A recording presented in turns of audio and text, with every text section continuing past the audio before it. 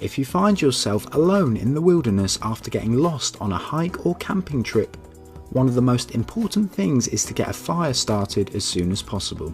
In the absence of paper or lighter fluid, it can be tricky to get this going, so here's some alternate methods.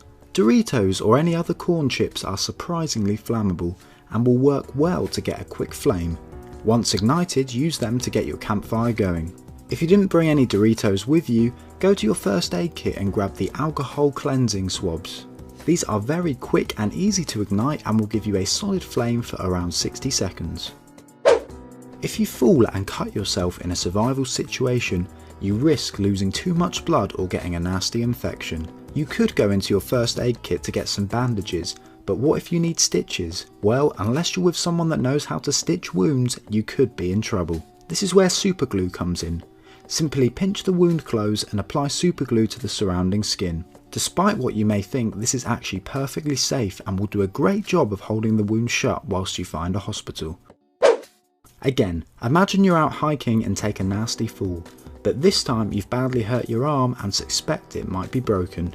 You can make a temporary sling out of a t-shirt or blanket. This will take the weight of your arm and reduce the pain whilst you get to a hospital. Put my right arm, my elbow down into the shirt so that it's holding it pretty good. Right like this. Then you can go ahead and actually use the left armhole and go ahead and put your hand right through. So now you kind of have an emergency sling. You can make a fish trap from a 2-litre bottle.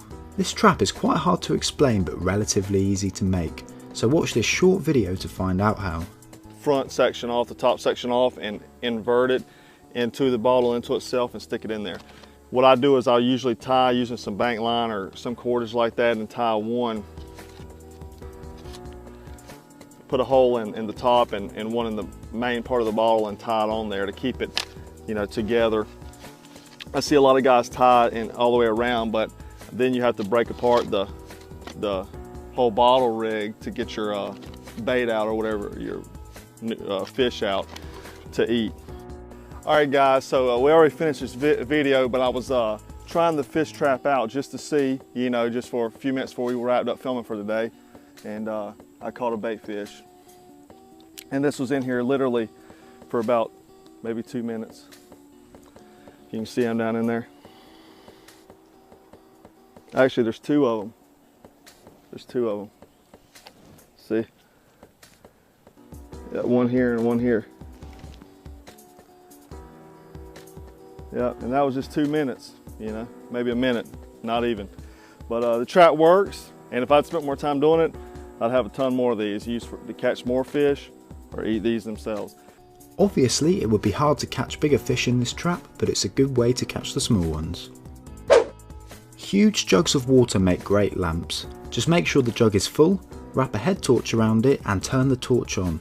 Now watch the jug illuminate the whole room.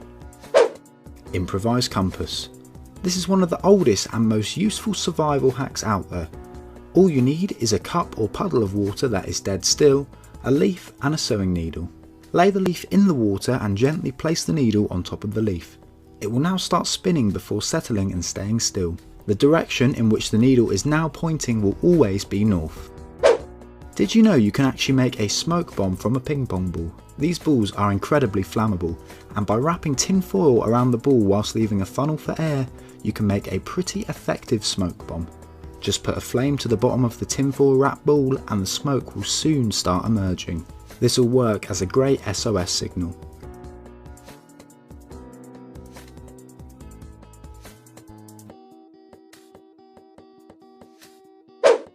Thanks for watching. If you enjoyed the video, don't forget to leave a like and subscribe.